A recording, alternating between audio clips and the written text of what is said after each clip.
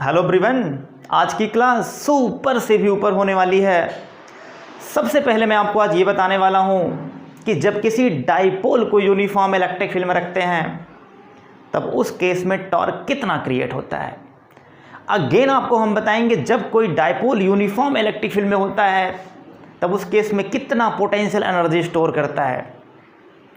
ये दो topic board exam के लिए बहुत ज़्यादा इंपॉर्टेंट है। आई होप आज आपके सारे कॉन्सेप्ट क्लियर होने वाले हैं।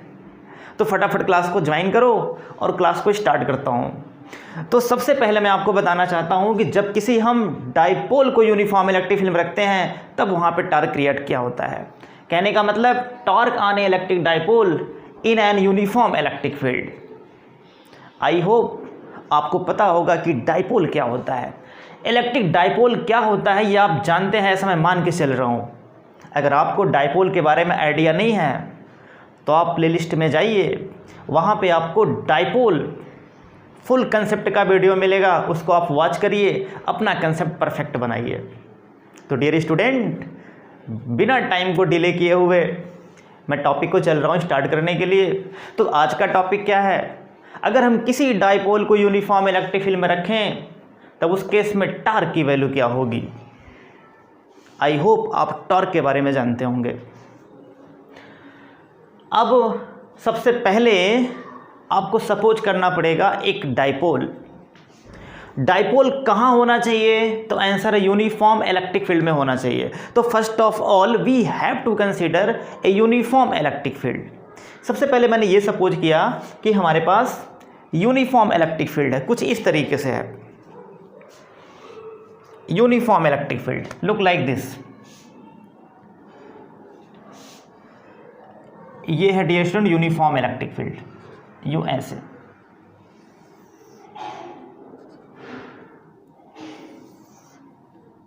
ये है uniform electric field. Uniform electric field light हम कैसे पहचानते हैं, तो बीच का सेपरेशन सेम होना चाहिए और डायरेक्शन भी सेम होना चाहिए। अगर इस तरीके से कहीं आपको मिले तो आप कहेंगे ये यूनिफॉर्म इलेक्ट्रिक फील्ड लाइन है। यूनिफॉर्म इलेक्ट्रिक फील्ड लाइन कैसे क्रिएट होती हैं, तो अगर आप यहाँ पे एक प्लेन शीट लगाएंगे, इस प्रकार से अगर आप एक प्लेन शीट लगाएंगे, ऐसे प्लेन शीट, और यहाँ से अगर पॉजिटिव चार्ज है तो यहाँ से निकलने वाली जो इलेक्ट्रिक फील्ड लाइन है ये बिल्कुल यूनिफॉर्म होगी। तो मैंने मान लिया कोई सोर्स चार्ज है, plane sheet, just like plane sheet, और यहाँ से इलेक्ट्रिक फील्ड लाइन इस तरीके से एग्जर्ट हो रही हैं। अब डियर स्टूडेंट आप ध्यान दो, आपको निकालना है टॉर्क। आपने क्या सपोज कर लिया, यूनिफॉर्म इलेक्ट्रिक फील्ड, या आप कह सकते हैं ये इलेक्ट्रिक फील्ड कांस्टेंट है। ये इलेक्ट्रिक फील्ड क्या है, ये है कांस्टेंट, ये इलेक्ट्रिक फील्ड कांस्टेंट है। अब इसी इलेक्ट्रिक फील्ड में आपको क्या रखना है, एक डाइपोल रखना है। डाइपोल क्या होता है, ऐसा अरेंजमेंट जिसमें दो चार्जेस होते हैं, plus Q and minus Q, और उन चार्जेस के बीच में फाइनाइट सेपरेशन होता है। This type of arrangement is called electric dipole. कहने का मतलब हम सपोज करेंगे हमारे पास एक डाइपोल है कुछ इस तरीके से, ये मैंने मान लिया कि डाइपोल है, यूं, ये डाइपोल है। और डियर स्टूडेंट ये डाइपोल का मिड पॉइंट है, ये डाइपोल का मिड पॉइंट है।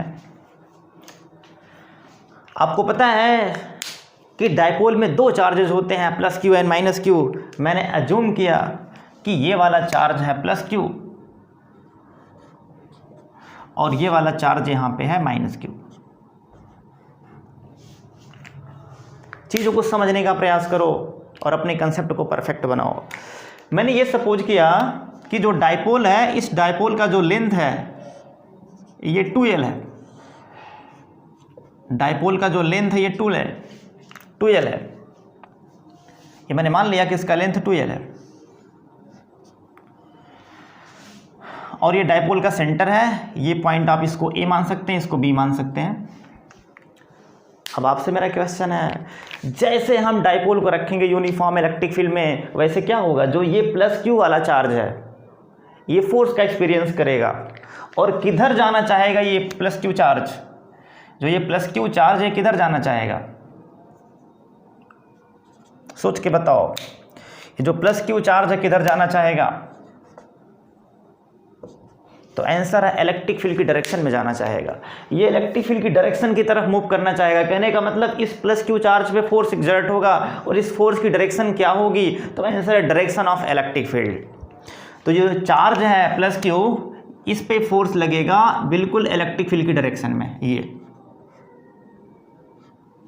और अगर आपसे पूछें कि इस चार्ज पे जो फोर्स लग रहा है, इस फोर्स की वैल्यू क्या होगी, तो कूलम्ब्स लॉ से आप क्या कह सकते हो? कूलम्ब्स लॉ के अकॉर्डिंग यहाँ जो फोर्स लगेगा ये F बराबर QE लगेगा। कहने का मतलब जब कोई चार्ज पार्टिकल इलेक्ट्रिक फील्ड में आता है तो उससे फोर्स लगता है, कितना फोर्स लगता है? Q times of E। आपको बताया भी गया है, इलेक्ट्रिक फील्ड वाले वीडियो में आपको बताया गया है। अब अगर हम इस नेगेटिव चार्ज की बात करें तो इस नेगेटिव चार्ज पे भी फोर्स लगेगा और उसकी डायरेक्शन क्या होगी? नेगेटिव चार्ज हमेशा इलेक्ट्रिक फील्ड की अपोजिट डायरेक्शन में मूव करता है। कहने का मतलब यहाँ पे भी फोर्स लगेगा, इसको मानेंगे F बराबर QE। इलेक्ट्रिक फील्ड का मतलब इलेक्ट्रिक फील्ड की डायरेक्शन हमेशा हायर पोटेंशियल से लोअर पोटेंशियल की तरफ होता है। ये जो इलेक्ट्रिक फील्ड यहाँ पे है ये हायर पोटेंशियल से लोअर पोटेंशियल की तरफ है। इसका मतलब अगर हायर पोटेंशियल है तो इलेक्ट्रॉन अट्रैक्ट होगा और अगर लोअर पोटेंशियल है तो पॉजिटिव चार्ज अट्रैक्ट होगा। हमेशा प्लस क्यू चार्ज माइनस की तरफ भागता है, इसलिए मैंने यहाँ पे डायरेक्शन ऊपर की तरफ दिखाया हुआ है। अब डियर स्टूडेंट आप बताओ, अगर किसी बॉडी पे अगर 2 फोर्स लग रहे हों और दोनों फोर्स अगर मैग्नीट्यूड में इक्वल हों बट डायरेक्शन में अपोजिट हो और उनका लाइन ऑफ एक्शन अगर अलग हो, तो उस केस में वो क्या करेंगे? ये दोनों फोर्स? अब ये दोनों फोर्स इस डाइपोल को घुमा देंगे। कहने का मतलब ये डाइपोल ऐसे रोटेट कर जाएगा, यूं ऐसे डाइपोल रोटेट कर जाएगा।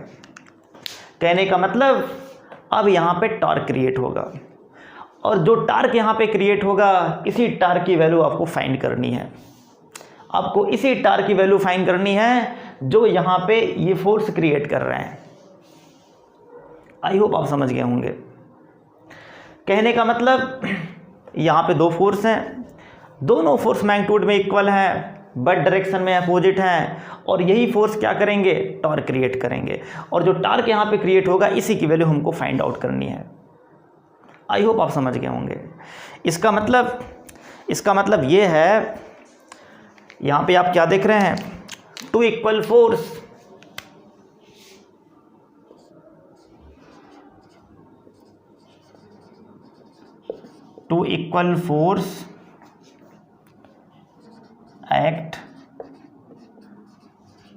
act on the 2 different point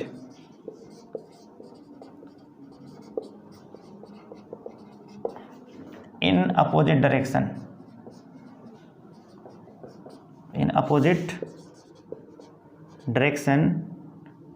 या कह सकते हैं कि डिफरेंट लाइन ऑफ एक्शन भी इसको बोलते हैं।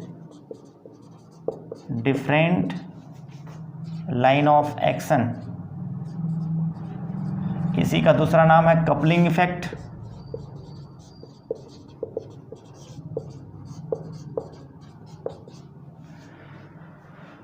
To equal force act on the 2 different point in opposite direction, जिसको हम बोलते हैं डिफरेंट लाइन ऑफ एक्शन।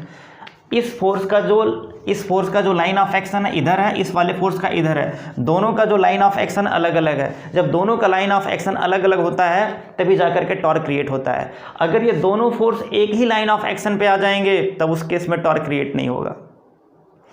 कहने का मतलब यहाँ जो फोर्स लग रहा है ये डिफरेंट लाइन ऑफ एक्शन पे है, इसलिए यहाँ पे टॉर्क क्रिएट हो रहा है।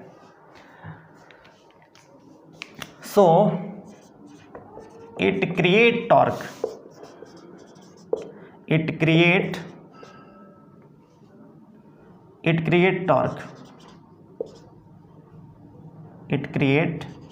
टॉर्क, यहाँ पे टॉर्क क्रिएट होगा।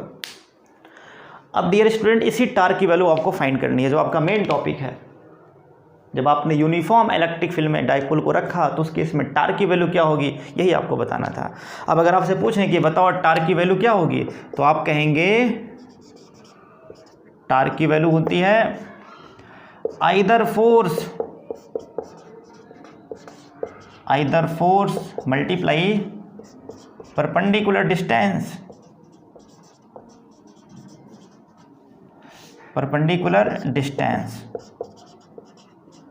ये अब डियर स्टूडेंट आप मुझे बताओ यहाँ पे जो आइदर फोर्स है वो कितना होगा? दो फोर्स लग रहे हैं, कोई एक सिंगल फोर्स और उसके बीच का जो डिस्टेंस होना चाहिए वो परपेंडिकुलर होना चाहिए।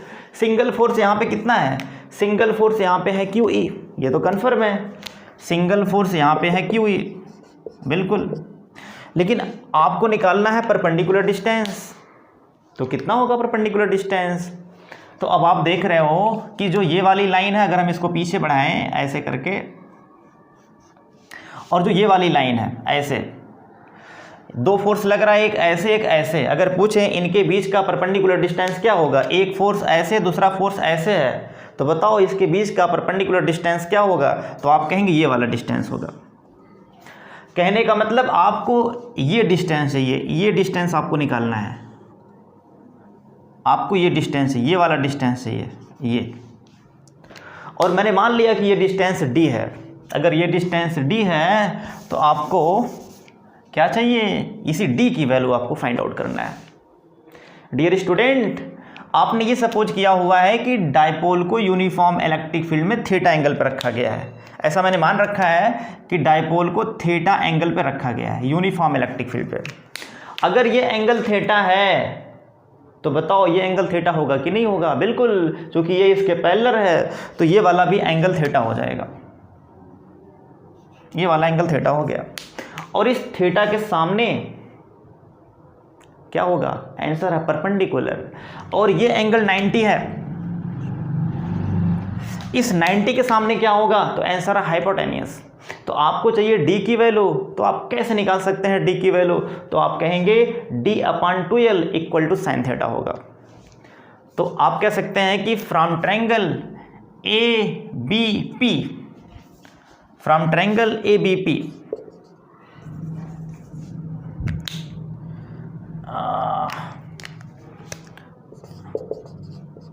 फ्रॉम ट्रायंगल ABP, इससे क्या मिलेगा आपको? यहाँ से आपको मिल जाएगा साइन थीटा की वैल्यू, आप कहेंगे d/2l, d/2l। इसका मतलब d की वैल्यू क्या हो जाएगी? तो आप कहेंगे 2l साइन थीटा। अब आपने आइदर फोर्स भी निकाल लिया है F बराबर क्यू ई, और दूसरा आपने निकाल लिया perpendicular distance 2l sine theta. अगर दोनों की वैल्यू अगर हम यहाँ पुट कर दें इस फॉर्मूले में तो आपको आंसर मिल जाएगा। टार को बेसिकली हम टाउ से रिप्रेजेंट करते हैं, तो ये हो जाएगा क्यू ई और मल्टीप्लाई 2l साइन थीटा। और आपको पता है कि जो 2ql है, 2ql ये p होता है डाइपोल मोमेंट।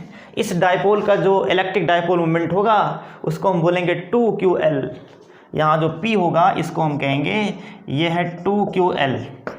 तो इसका मतलब इसको हम क्या लिख सकते हैं? e को मैंने बाहर कर लिया और 2ql को जब एक साथ किया तो ये हो जाएगा pe साइन ऑफ थीटा। ये आपने निकाल लिया टॉर्क की वैल्यू।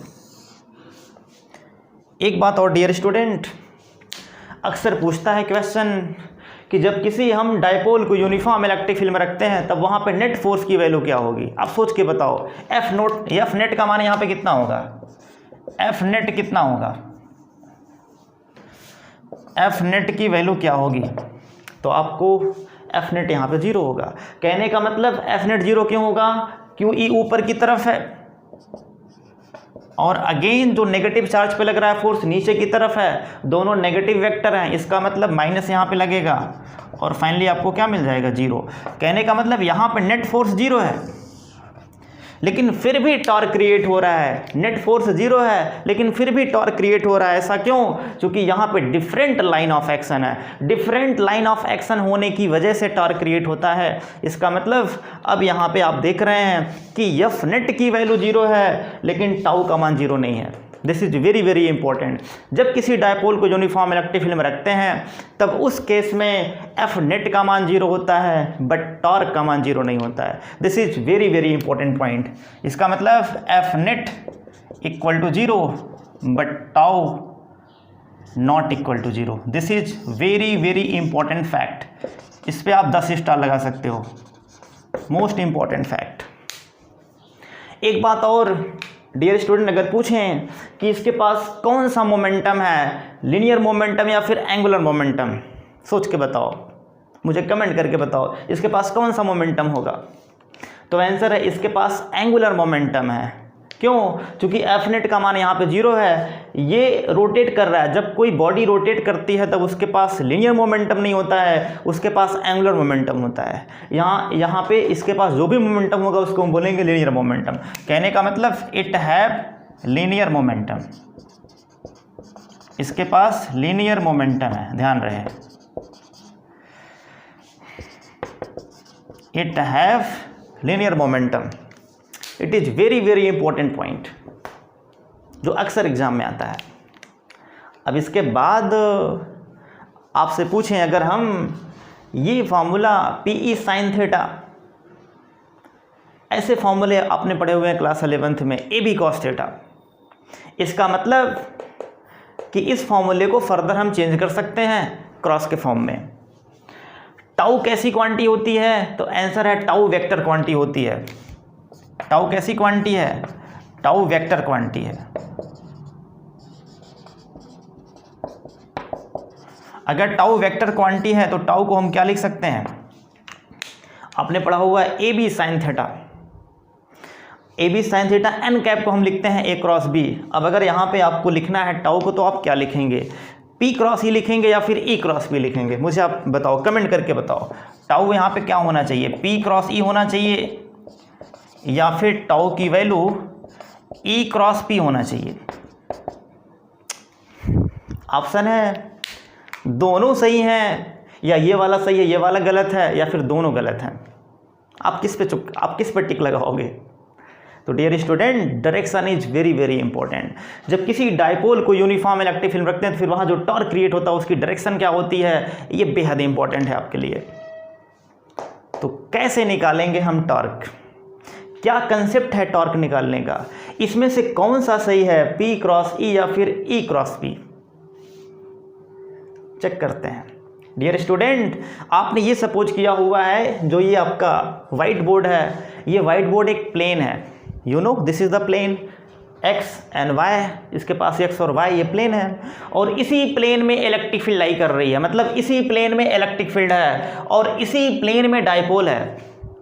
कहने का मतलब इसी प्लेन पे दोनों चीज़ें हैं, इलेक्ट्रिक फील्ड भी है और इलेक्ट्रिक डायपोल भी है। अब आप याद करो, जब आपको मैंने A क्रॉस B पढ़ाया था, A क्रॉस B मैंने क्या बताया था? अगर A और B दो वेक्टर किसी प्लेन में लाई करते हैं तो A क्रॉस B हमेशा उस प्लेन से बाहर या फिर अंदर की तरफ लाई करता है। कहने का मतलब हमेशा A क्रॉस B प्लेन से 90 एंगल पे होता है, या तो अंदर या तो बाहर।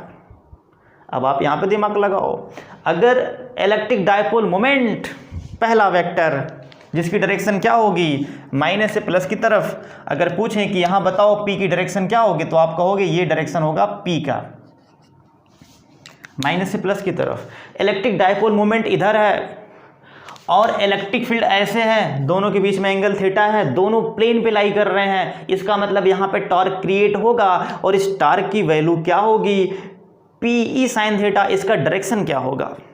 तो डायरेक्शन डियर स्टूडेंट हम निकालेंगे राइट हैंड थंब रूल। कैसे निकालेंगे?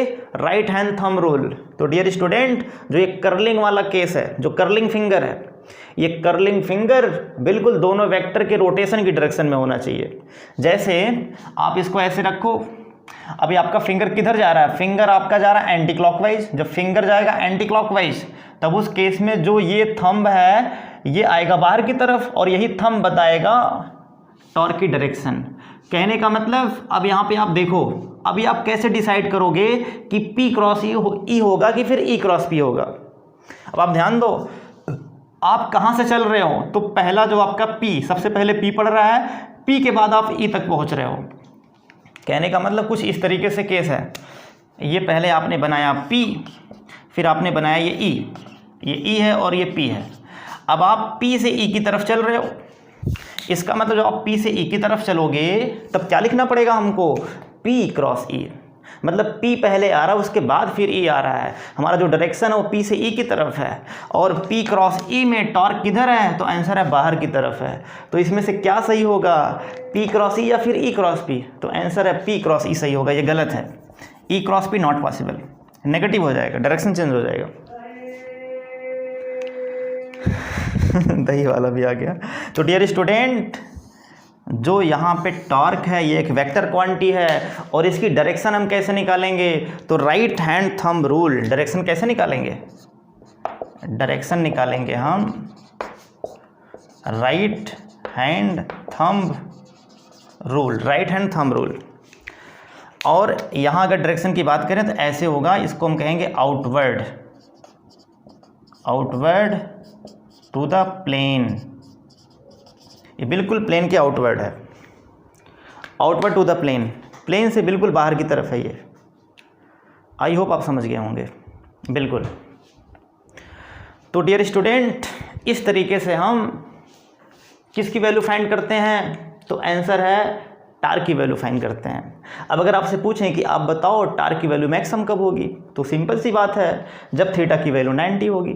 कहने का मतलब अगर आपने यहाँ पे डायपोल को ऐसे रख दिया, अगर आपने डायपोल को ऐसे प्लेस कर दिया इस तरीके से, ये है डायपोल, इधर है इलेक्ट्रिक फील्ड और ये है प्लस Q और ये है माइनस Q। कहने का मतलब अब ये डायपोल है तो एंगल 90 हो गया। जब डायपोल को हम इलेक्ट्रिक फील्ड में 90 एंगल पर रखते हैं तब उस केस में टार की वैल्यू मैक्सिमम होती है। कितना आएगा आंसर, तो आंसर आएगा PE। तो अगर हम बात करें टाउ मैक्स की, तो आप कहेंगे जो टाउ मैक्स होगा ये कितना आएगा, PE आएगा। क्यों, क्योंकि साइन 90 की वैल्यू 1 होती है। आई होप आप समझ गए होंगे डियर स्टूडेंट। अब मैं चल रहा हूँ नेक्स्ट टॉपिक करने के लिए, जिसका नाम है जब किसी हम डायपोल को यूनिफॉर्म इलेक्ट्रिक फील्ड में रखते हैं तब वहाँ पे कितना एनर्जी स्टोर होता है, ये टॉपिक है। ओके ठीक है डियर स्टूडेंट। अब जो टॉपिक है potential energy of dipole in uniform electric field, ये टॉपिक सुपर से भी ऊपर है, मतलब ये मोस्ट इम्पॉर्टेंट है, मोस्ट इम्पॉर्टेंट है, ये बहुत ज़्यादा इम्पॉर्टेंट है ये टॉपिक। और यहाँ से क्वेश्चन भी बहुत क्रिएट होता है। ये मान लो कि बोर्ड एग्ज़ाम में ये आता ही आता है, बोर्ड एग्ज़ाम के लिए 99.99% ये इम्पोर्टेंट है। दोनों टॉपिक टार्क और एनर्जी दोनों बहुत इम्पोर्टेंट है डियर स्टूडेंट। अगर हम किसी डायपोल को यूनिफॉर्म इलेक्ट्रिक फील्ड में रखें तब वहाँ पे पोटेंशियल एनर्जी क्या होगी आपको ये बताना है। तो सेम कंसेप्ट, तो मैंने मान लिया सबसे पहले ये यूनिफॉर्म इलेक्ट्रिक फील्ड कुछ इस तरीके से, ये मैंने मान लिया यूनिफॉर्म इलेक्ट्रिक फील्ड है।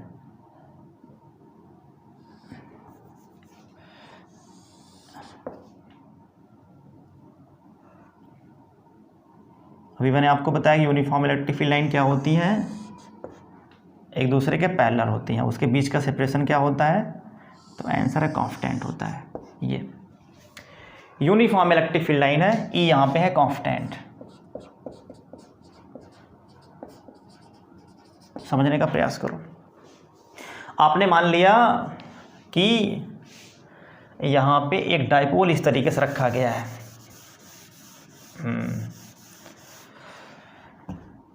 ये यहाँ पे एक डायपोल है, कुछ ऐसे रखा हुआ है, ये रखा हुआ, ये डायपोल है और ये डायपोल का सेंटर है। This is the point C, ये पॉइंट ए है और ये पॉइंट बी है। अब अगर हम आपसे पूछें बी यहाँ पे है चार्ज क्यू, यहाँ पे चार्ज प्लस क्यू और यहाँ पे चार्ज है माइनस क्यू। अगर आपसे पूछें कि अगर ये डायपोल यूनिफॉर्म इलेक्ट्रिक फील्ड में रखा हुआ है तब यहाँ पे टॉर्क क्रिएट होगा कि नहीं होगा, तो आंसर है यस, यहाँ पे टॉर्क क्रिएट होगा। अब अगर पूछें कि यहाँ पे फोर्स की वैल्यू किधर होगी, तो बहुत सिंपल है, आप कहोगे यहाँ जो फोर्स लगेगा सेम कंसेप्ट वही है, यहाँ जो फोर्स लगेगा ऐसे लगेगा और इसकी वैल्यू हो जाएगी F बराबर क्यू ई। ऐसे यहाँ फोर्स इधर लगेगा, इसको हम बोलेंगे F बराबर क्यू ई,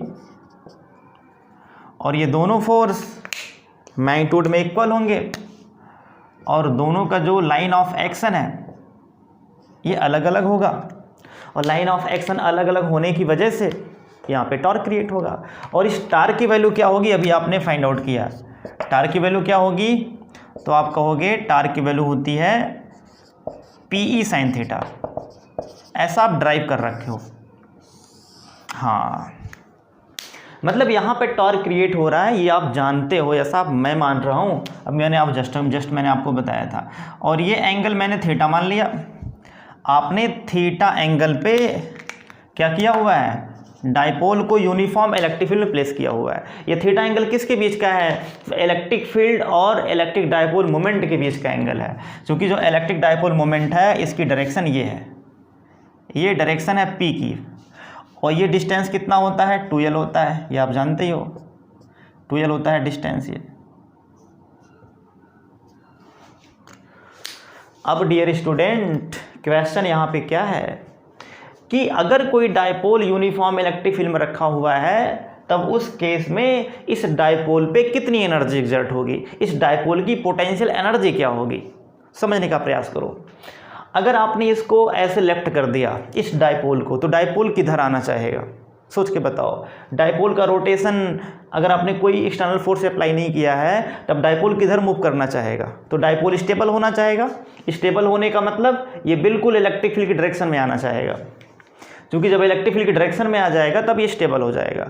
तो कहने का मतलब ये आना किधर चाहेगा, ये इलेक्ट्रिक फील्ड की डायरेक्शन में आना चाहेगा, तो ये डाइपोल ऐसे घूमना चाहेगा, ये डाइपोल क्लॉकवाइज घूमना चाहेगा। लेकिन अगर हम कहें कि आपको इस डाइपोल को एंटी क्लॉकवाइज घुमाना है, रियलिटी में ये डाइपोल क्लॉकवाइज घूमना चाहता है, लेकिन आप क्या चाहते हो, डाइपोल को एंटी क्लॉकवाइज घुमाना, तो आपको क्या करना पड़ेगा, सोच के बताओ। अगर आपको डाइपोल को एंटी क्लॉकवाइज घुमाना है इस यूनिफॉर्म इलेक्ट्रिक फील्ड में, तो क्या करना पड़ेगा, तो आंसर है कि आपको यहाँ पे एक्सटर्नल फोर्स अप्लाई करना पड़ेगा। कहने का मतलब आपको वर्क करना पड़ेगा, है कि नहीं, yes.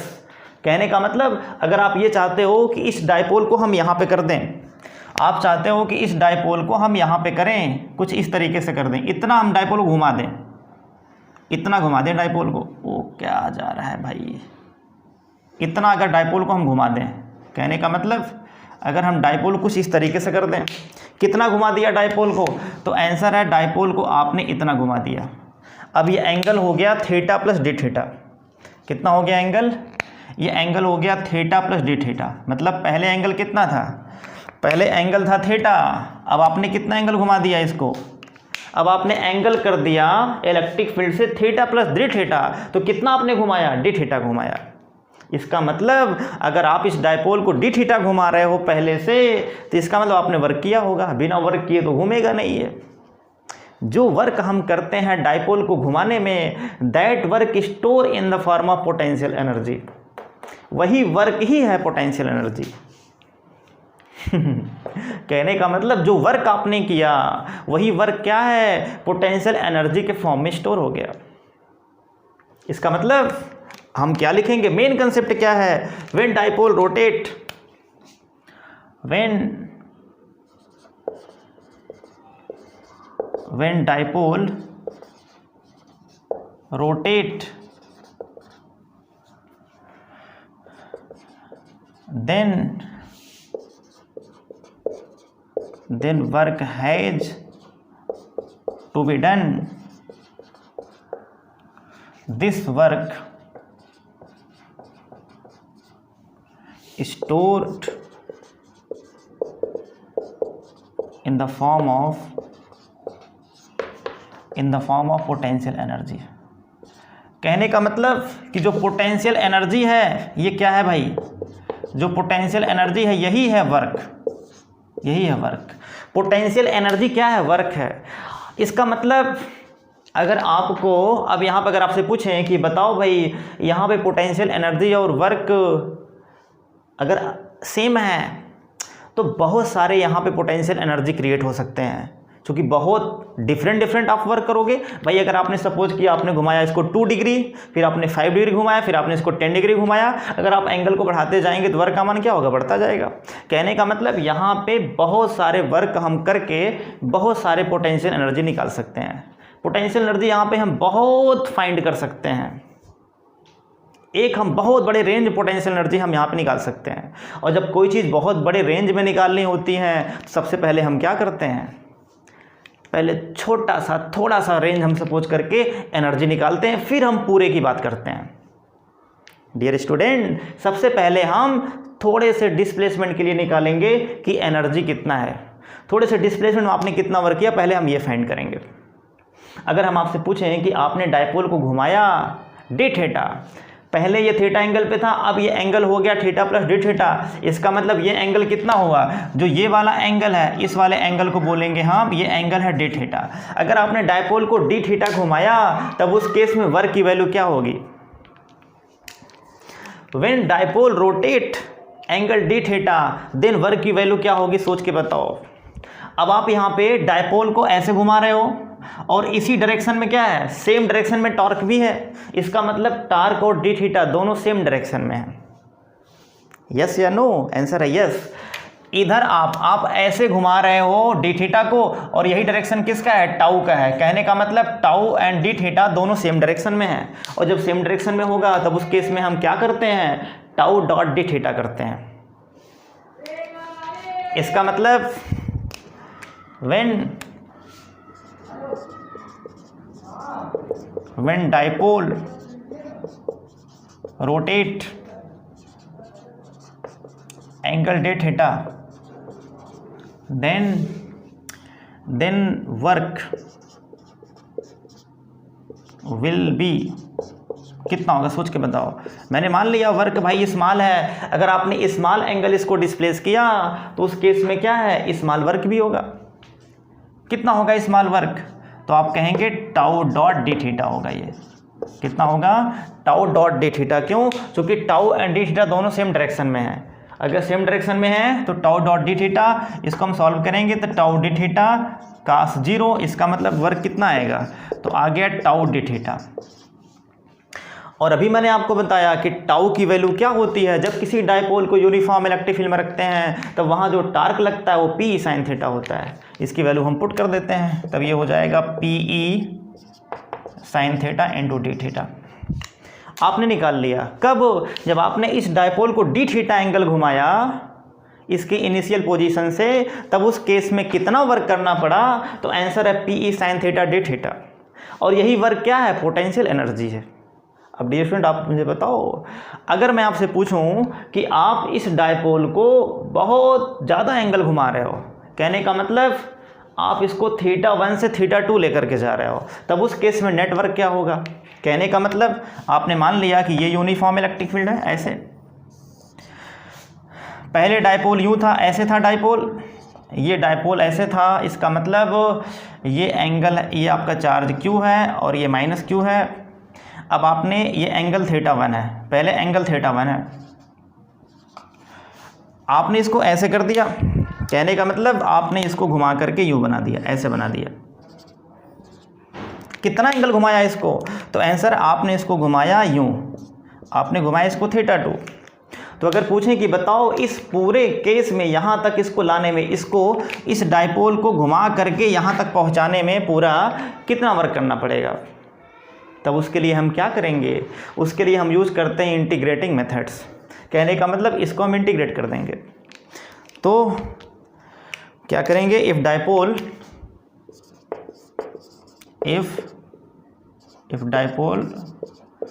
Rotate from theta 1 to theta 2 then total work कितना आएगा, सोच के बताओ। तो यहाँ जो टोटल वर्क होगा इसके लिए हम इंटीग्रेट करेंगे और यहाँ लिखेंगे पी ई साइन थीटा और साथ में डी थीटा और लिमिट लगाएंगे थीटा 1 से थीटा 2। अब यहाँ पे पी ई को बाहर कर लेंगे जो कि कांस्टेंट है ये, और इंटीग्रेशन थीटा 1 से थीटा 2 हो जाएगा ये sine theta.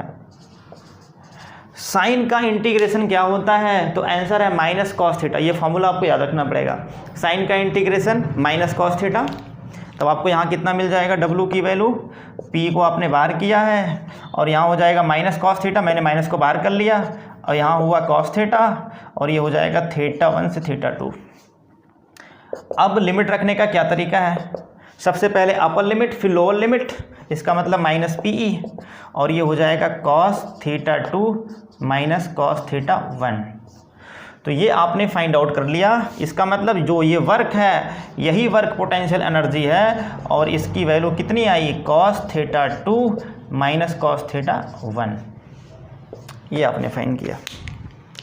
This is the total work. कब, जब इसको हम θ1 से कहाँ ले जाते हैं, θ2 ले जाते हैं, तब ये एनर्जी निकल के आती है।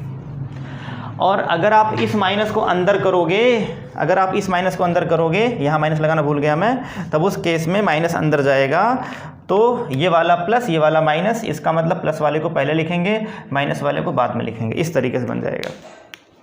इसको अंदर लेके जाएंगे, ये माइनस ये प्लस, प्लस वाला पहले माइनस वाला बाद में। तो ये फॉर्मूला आपने बना लिया कि जो पोटेंशियल एनर्जी है कब, जब किसी हम डाइपोल को यूनिफॉर्म इलेक्ट्रिक फील्ड में रखते हैं तो ये होता है। आई होप आप समझ गए होंगे। अब डियर स्टूडेंट मेरा आपसे क्वेश्चन है एक, अगर आपसे पूछें कि आप ये बताओ कि एनर्जी की वैल्यू जीरो कब होगी, सोच के बताना। जो पोटेंशियल एनर्जी है इसका मान जीरो कब होगा, डाइपोल को हम किस तरीके से रखें यूनिफॉर्म इलेक्ट्रिक फील्ड में कि उसके पास एनर्जी जीरो हो, सोच के बताओ। देखो जैसे आपने मान लिया ये यूनिफॉर्म इलेक्ट्रिक फील्ड है, ऐसे यूनिफॉर्म इलेक्ट्रिक फील्ड है यूं। अब अगर यूनिफॉर्म इलेक्ट्रिक फील्ड है तो आपके पास एक डाइपोल है, इस डाइपोल को हम कैसे रखें कि इनिशियल पोटेंशियल एनर्जी का मान जीरो हो। तो कितनी सिचुएशन आपके पास है भाई, एक तो आप ऐसे रख सकते हो डाइपोल को, इस तरीके से रख सकते हो, ऐसे है कि नहीं, ये है प्लस क्यू और ये है माइनस क्यू। दूसरा आप ऐसे रख सकते हो, यहाँ पे है माइनस क्यू और यहाँ पे है प्लस क्यू। तीसरा क्या है, डाइपोल को आप ऐसे रख सकते हो 90 एंगल पे, यहाँ पे है प्लस क्यू और यहाँ पे माइनस क्यू। अब ये सारे केस आपके सामने हैं, आप बताओ किस में एनर्जी का मान जीरो होगा, इन तीनों में किस में एनर्जी का मान जीरो होगा। तो आंसर है जिसमें वर्क का मान जीरो होगा, है कि नहीं। अब देखो जैसे मान लो कि तुम्हारे पास ये प्लस क्यू और माइनस क्यू दो चार्जेज हैं, ये पूरा एक सिस्टम बन गया। अब अगर हम इस प्लस क्यू चार्ज को मैंने मान लिया कि ये पूरा डाइपोल इन्फिनिटी पे है, यहाँ पे कहीं है, ये डाइपोल इन्फिनिटी पे है, ठीक इन्फिनिटी पे है। अगर आपको इस इन्फिनिटी से यहाँ तक लेकर के आना है, इसको ऐसे इन्फिनिटी से लेकर के आना है, तो बताओ वर्क कितना करना पड़ेगा। अगर आप प्लस क्यू चार्ज को यहाँ तक लेके आओगे तो वर्क करना पड़ेगा, अगर आप माइनस क्यू चार्ज को यहाँ तक लेके आओगे तो वर्क प्राप्त होगा। कहने का मतलब जितना आपको करना पड़ा उतना ही क्या हुआ, उतना ही आपको प्राप्त हुआ। इसका मतलब नेटवर्क यहाँ पे कितना है, जीरो है। और अगर नेटवर्क जीरो है तो हम कह सकते हैं कि पोटेंशियल एनर्जी का मान भी इसमें जीरो होगा। मतलब ये एक ऐसी सिचुएशन है डाइपोल की, जब डाइपोल को हम इलेक्ट्रिक फील्ड में 90 एंगल पर रखते हैं तब उस केस में डाइपोल के पास पोटेंशियल एनर्जी जीरो होता है। लेकिन अगर आपने ऐसे रखा हुआ है तो आप प्लस को यहाँ तक लेके आओगे तो उस केस में आपको वर्क करना पड़ेगा, माइनस को यहाँ तक लेके जाओगे, इसका मतलब ये वर्क कुछ गेन कर लेगा। यहाँ पे क्या होगा, प्लस को आप यहाँ तक लेके जाओगे तो ज़्यादा वर्क करना पड़ेगा, माइनस यहाँ तक आएगा, तो इसका मतलब आपने कम ही वर्क किया, इसका मतलब वर्क यहाँ पे पॉजिटिव हो जाएगा, यहाँ पे वर्क आपने ज़्यादा किया। तो ये दोनों केस तो पॉसिबल है नहीं, ये वाला केस पॉसिबल है। मतलब इस केस में आप क्या मान सकते हो कि पोटेंशियल एनर्जी यहाँ पे जीरो होगा, U बराबर zero.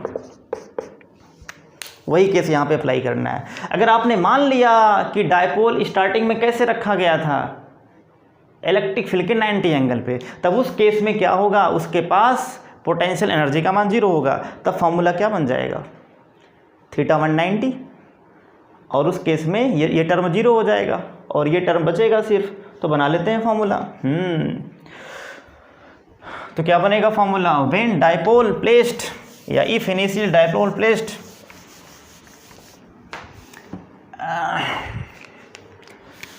Initially dipole placed perpendicular to electric field,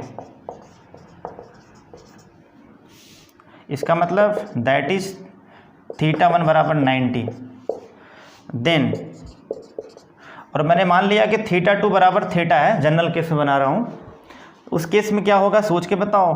then आपको जो मिलेगा u बराबर क्या मिलेगा, PE cos 90 minus cos theta, इसका मतलब आपको मिल जाएगा u की value minus PE cos theta, minus PE cos theta.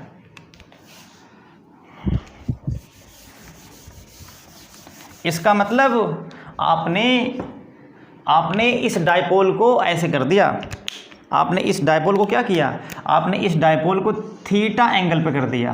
पहले एंगल कितना था, पहले एंगल 90 था, अब ये एंगल कितना हो गया, थीटा हो गया। आपने कुछ इस तरीके से इसको कर दिया, आपने इसकी पोजीशन ऐसे कर दिया, ऐसे से ऐसे कर दिया, इसका मतलब यहाँ पे थीटा एंगल आपने कर दिया। तब उस केस में क्या हो जाएगा, u बराबर माइनस PE cos थीटा। मतलब थीटा हमेशा कहाँ से एंगल होता है, तो आंसर है थीटा हमेशा एंगल कहाँ से होगा, तो डायरेक्शन ऑफ इलेक्ट्रिक फील्ड से होगा, ई से एंगल होगा, ये आपको ध्यान रखना है, ई से एंगल होगा।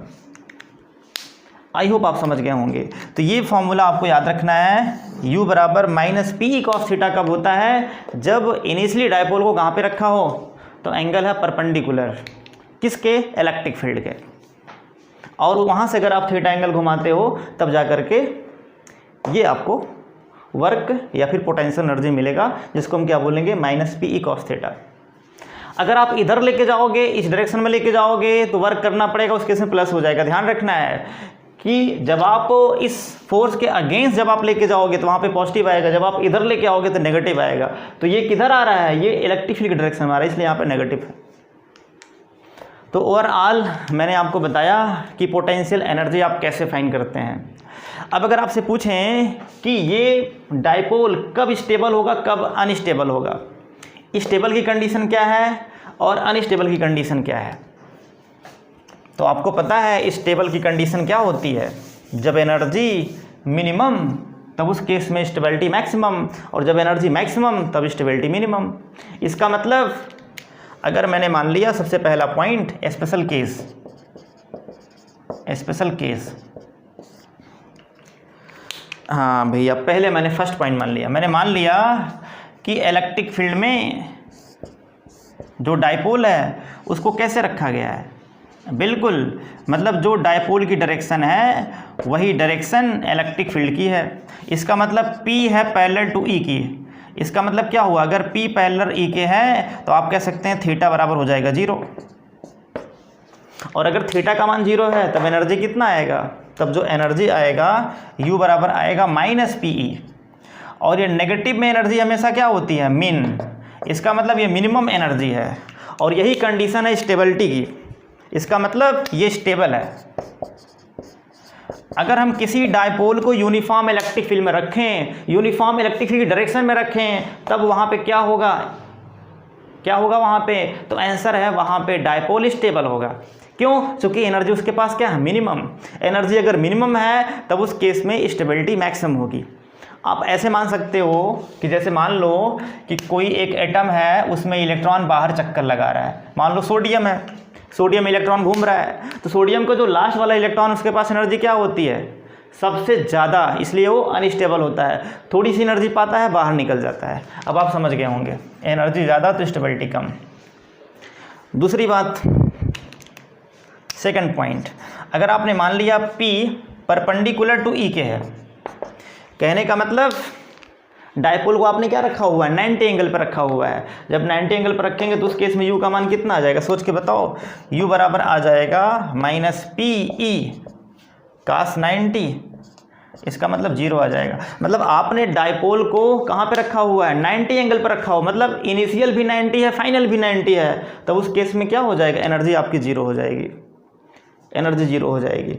और अगर आपने क्या किया, तीसरा पॉइंट, अगर आपने u या अगर आपने P को एंटी पैरेलल कर दिया, अगर आपने P को एंटी पैरेलल कर दिया किसके, ई के कर दिया, तब उस केस में क्या होगा, इसका मतलब इलेक्ट्रिक फील्ड कुछ इस तरीके से है, और अब यहाँ पे प्लस क्यू चार्ज है, यहाँ पे माइनस क्यू चार्ज है, यहाँ पे डायपोल की डायरेक्शन ये, इलेक्ट्रिक फील्ड की डायरेक्शन ये, एंटी पैरेलल हो गया। जब एंटी पैरेलल होगा भाई तब थीटा का मान कितना हो जाएगा, -180 हो जाएगा। और आपको पता है कि जो cos 180 होता है उसकी वैल्यू होती है -1, इसका मतलब u बराबर -PE, और यहाँ पुट करेंगे cos 180 डिग्री, तो u बराबर कितना आ जाएगा -PE, और इसकी वैल्यू -1, तो आ जाएगा PE, और यही मैक्स है। इसका मतलब एनर्जी मैक्सिमम हो गया, तब इसको क्या बोलते हैं, इसको बोलते हैं अनस्टेबल हो जाएगा, ये अनस्टेबल। ध्यान रहे, जब डायपोल को हम यूनिफॉर्म इलेक्ट्रिक फील्ड की डायरेक्शन में रखते हैं तब डायपोल स्टेबल होता है, जब डायपोल को यूनिफॉर्म इलेक्ट्रिक फील्ड के एंटी पैरेलल रखते हैं तब डायपोल अनस्टेबल होता है। कितनी बेहतरीन चीज़ है। आई होप आपके कंसेप्ट क्लियर हो गए होंगे। अब हम 1-2 क्वेश्चन करते हैं, फिर क्लास को एंड करते हैं। ये सारे क्वेश्चन बोर्ड में आ चुके हैं। सबसे पहला क्वेश्चन है, यूनिफॉर्म इलेक्ट्रिक फील्ड गिवन है 10⁴ न्यूटन पर कूलम। इस यूनिफॉर्म इलेक्ट्रिक फील्ड में एक डायपोल को रखा जा रहा है। इस डायपोल को 30 एंगल पर रखा गया यूनिफॉर्म इलेक्ट्रिक फील्ड में, और ये है क्यू चार्ज प्लस क्यू, और ये है माइनस क्यू चार्ज। आपको बताना है कि यहाँ पे इलेक्ट्रिक डायपोल मोमेंट की वैल्यू क्या होगी। बहुत सिंपल है, कैसे निकालेंगे हम, तो आपको पता है फॉर्मूला कि जब किसी हम डायपोल को यूनिफॉर्म इलेक्ट्रिक फील्ड में रखते हैं तो वहाँ पे टॉर्क क्रिएट होता है। उस टार्क की वैल्यू क्या होती है, तो आप कहेंगे टार्क की वैल्यू होती है PE sin थीटा। क्लियर। अब अगर पूछे यहाँ से P कितना होगा तो आप कहेंगे टाउ बराबर E sin theta, tau divide by E sin theta.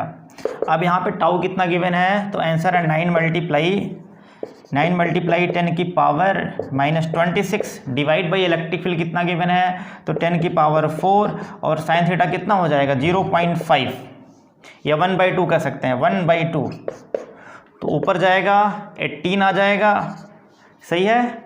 और ये जाएगा 10 मल्टीप्लाई 10⁻26 + 4 मतलब -30, ये आंसर हो गया P।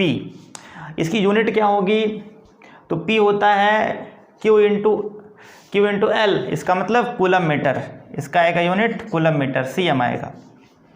दूसरा करते हैं, दूसरा बहुत इंपॉर्टेंट है। अगर आप दूसरा कर ले गए तो आपके फंडे पूरे क्लियर हो जाएंगे। आप मुझे चैट करके बताओ कि दूसरे वाले का आंसर क्या होगा। An electric dipole moment placed perpendicular to electric field, then work done in deflecting it through an angle of 180 degree. कहने का मतलब अगर एक डायपोल को कैसे रखा गया है, एक डायपोल को रखा गया है इलेक्ट्रिक फील्ड के बिल्कुल परपेंडिकुलर, ऐसे रखा गया है। अब अगर कह रहे हैं कि इस डायपोल को 180 डिग्री घुमाना है, तब उस केस में वर्क कितना करना पड़ेगा। पहले ये 90 पे था, अब अगर इस डायपोल को ऐसे कर देना है, 180 घुमा देना है, 180 घुमाएंगे तो क्या हो जाएगा। इसका मतलब आप बताओ सोच के, अगर 180 घुमाना है इस डायपोल को, मैं कुछ नहीं कर रहा हूँ, अगर 180 घुमाना है इस डायपोल को, तब उस केस में वर्क कितना करना पड़ेगा, सोच के बताओ। Answer please, answer fast. देखते कौन बताता है आज आंसर पहले। चलो कोई बात नहीं, देखो मेन कंसेप्ट क्या है।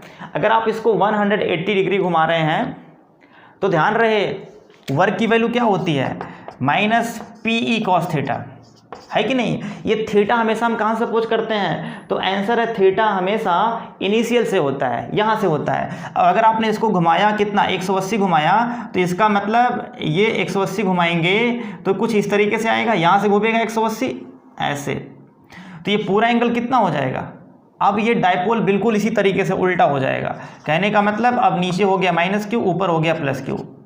अब ये पूरा एंगल कितना हो गया, तो 90 + 180, तो आप कहेंगे कितना आएगा भाई, 270 आएगा। और cos 270 की वैल्यू क्या होती है, तो आंसर है 0। कितनी वैल्यू होती है, 0। इसका मतलब वर्क का मान कितना आ जाएगा, वर्क का मान आ जाएगा 0, वर्क 0 हो जाएगा। आई होप आप समझ गए होंगे। ठीक, वर्क कितना होगा, 0 होगा। तो ध्यान रहे, अगर हम किसी डायपोल को परपेंडिकुलर रखते हैं, उसके बाद अगर इसको हम घुमाते हैं 90 एंगल 180 डिग्री, तब उस केस में वर्क की वैल्यू 0 आती है। लास्ट वाला जो क्वेश्चन है इसमें आपको बताना है कि चार्ज की वैल्यू क्या होगी और पोटेंशियल एनर्जी का मान क्या होगा। अगर किसी डायपोल को यूनिफॉर्म इलेक्ट्रिक फील्ड में रखा हुआ है, डायपोल का लेंथ 2L है जो गिवन है 2 मीटर, एंगल 60 है, टाउ का मान दिया है 8√3, तो आपको बताना है पहले चार्ज कितना होगा फिर पोटेंशियल एनर्जी बताना है। बहुत सिंपल है। चार्ज कैसे निकालेंगे हम, तो चार्ज निकालने क्या कंसेप्ट होता है, वही टाउ की वैल्यू क्या होगी PE sin थीटा, वहीं से हम चार्ज का मान निकाल लेंगे बड़ी आसानी से। देखो कैसे करते हैं, आपको पता है कि जो टाउ की वैल्यू है, ए पार्ट करते हैं, टाउ की वैल्यू होती है PE sin थीटा, P का सान क्या पुट करेंगे Q × 2L और साथ में E × sin theta, E sin theta. अब आपको चार्ज का मान चाहिए तो चार्ज कितना हो जाएगा Q, यहाँ से हो जाएगा Q = tau divide by 2L और multiply E sin theta. Clear, सारा मान गिवन है। टाउ की वैल्यू कितनी है 8√3 डिवाइड बाई 2L कितना गिवन है 2 मीटर और इलेक्ट्रिक फील्ड गिवन है 10⁵ और एंगल है sin 60, sin 60 की value √3/2, √3 cancel out, 2 cancel out, तो कितना आएगा आंसर 1 मिनट। ये दिया हुआ है सेंटीमीटर में दिया हुआ है, अच्छा मीटर में है, ठीक है, तो आंसर आ जाएगा 8 × 10⁻⁵, इतना आ जाएगा कूलम। ये क्यू की वैल्यू है, ये क्यू की वैल्यू है।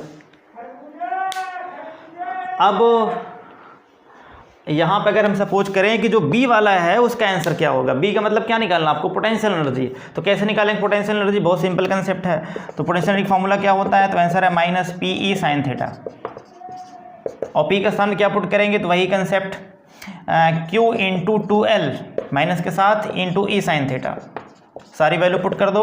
Q का मान कितना है -8 × 10⁻⁵ और 2L की वैल्यू है 2 और E की वैल्यू है 10⁵ और sin थीटा है sin 60, sin 60 का मतलब √3/2। ओहो PE cos थीटा होता है, क्या कर रहा हूँ, P cos थीटा। इसका मतलब ये हो जाएगा 1/2। अब ये हो गया 2 यहाँ से कैंसिल, तो आंसर कितना आएगा भाई, आएगा -8 जूल, ये आंसर है। तो आई होप आज की क्लास बहुत अच्छी रही होगी आपके लिए। आज मैंने बहुत बेहतरीन कंसेप्ट आपको बताएं। किसी हम डायपोल को रखते हैं यूनिफॉर्म इलेक्ट्रिक फील्ड में, तब उस केस में टार्क और एनर्जी क्या होती है, ये हमारा आज का टॉपिक था, बेहतरीन टॉपिक, और आपके सारे फंडे क्लियर हो गए होंगे। आज के लिए बस इतना ही। आप लोग खुश रहें, बाय।